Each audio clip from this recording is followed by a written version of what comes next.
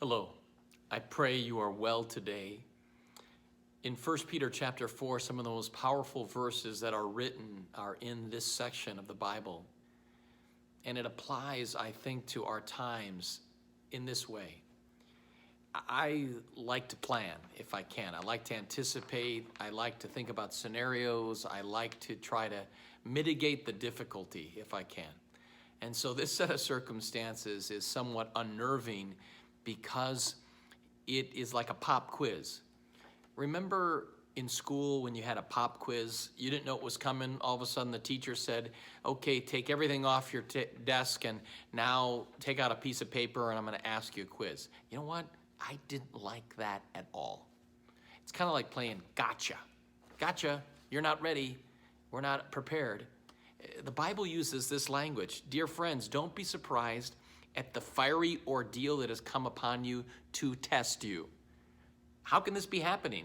It's a pop quiz. Don't be surprised by the pain. It's a pop quiz. It says, as though something strange were happening to you. Can I still acknowledge I'm surprised? Because we always think we can anticipate when in fact we cannot. But rejoice, inasmuch you participate in the sufferings of Christ, that you may be overjoyed when his glory is revealed. If you're insulted because of the name of Christ, you are blessed. For the Spirit and the glory of God rests on you. We sometimes think, well, I'm a believer, I'm a Christian, I shouldn't be going through difficult things. That's not true. Being a Christian doesn't mean the absence of pain. Being a Christian is in the middle of pain. We walk with the one who loves us and knows us. So this language of, if you're insulted because of the name of Christ, you are blessed. You know, how does our memory work? If we have given a compliment, those kind of are good, clearly, but they don't stick around as long as an insult or a criticism or an evaluation, because our nature is to absorb the difficult.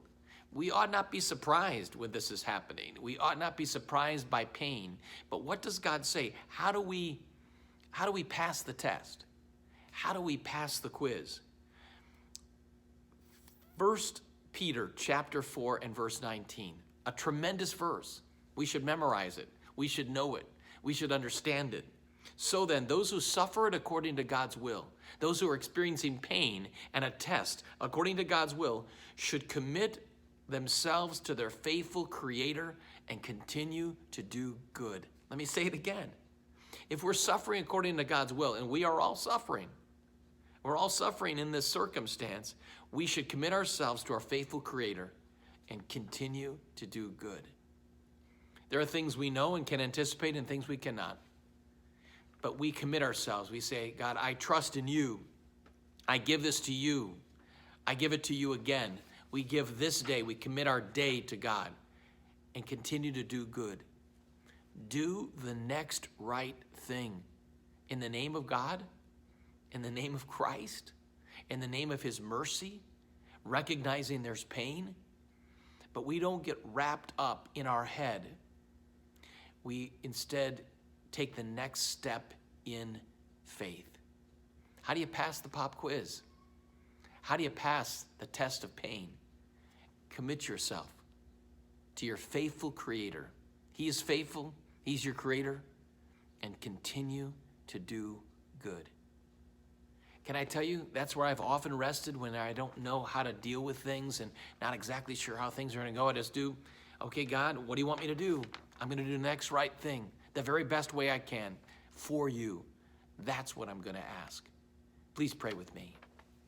Dear God, we pray your grace and your power and your strength in these times, that we might give ourselves to you, our faithful Creator, and continue to do good. How do you pass the pop quiz? Commit yourself to God. Take the next step in faith. God bless you today.